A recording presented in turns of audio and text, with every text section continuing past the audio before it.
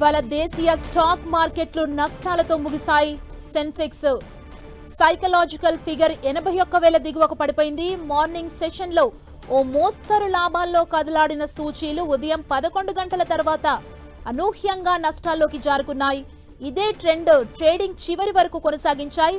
Overall గా చూస్తే Sensex 636, Nifty 174 పాయింట్ల నష్టంతో ఇవాల్టి ట్రేడింగ్ ని ముగించాయి.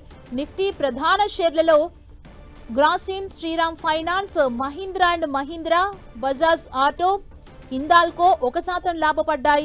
అదానీ పోర్ట్స్, అదానీ ఎంటర్ప్రైజెస్ 2% పైగా కరెక్షన్ కు గురికాగా బజాజ్ ఫిన్సర్, అదేవిధంగా Coal India, SBI Life Insurance 1.5% నష్టంతో నిఫ్టీ టాప్ లూజర్స్ గా నిలిచాయి.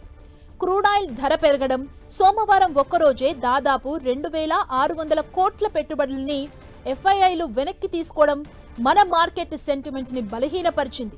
భారత జీడీపీ అంచనాలను the organization for economic cooperation and development OECD 10 basis పాయింట్లు తగ్గించడం కూడా మన మార్కెట్లను ఇబ్బంది పెట్టింది. అలాగే జియో పొలిటికల్ టెన్షన్స్ మళ్లీ పెరగడం ఇన్వెస్టర్స్ ని ఆందోళనకు గురి చేసింది. యుక్రెయిన్, ఇరాన్లో ఉద్రిక్తతలు పెరగడం, తూర్పు యూరోప్, పశ్చిమాసియాల్లో మళ్లీ టెన్షన్ వాతావరణం నెలకొనడం, దాడులాపకుంటే రష్యా డ్రోన్ దాడులు కొనసాగుతాయని యుక్రెయిన్ హెచ్చరించడం కూడా మన మార్కెట్ల పతనానికి ప్రధాన కారణాలు. అలాగే అమెరికా, చైనా మధ్య మళ్లీ వాణిజ్య ఉద్రిక్తతలు పెరగడం ఇన్వెస్టర్స్ ని ఆందోళనకు గురిచేసింది.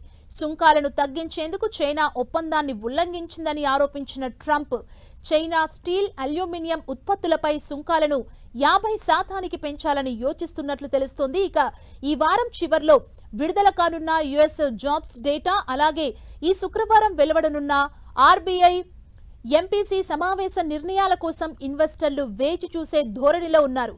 ఇక ఇవాళ రూపాయి మారకం విలువ మరింత బలహీనపడింది. ఈ దశలో డాలర్తో పోలిస్తే 10 పైసలు బలహీనపడి 85.49కి చేరింది రూపాయి మారకం విలువ.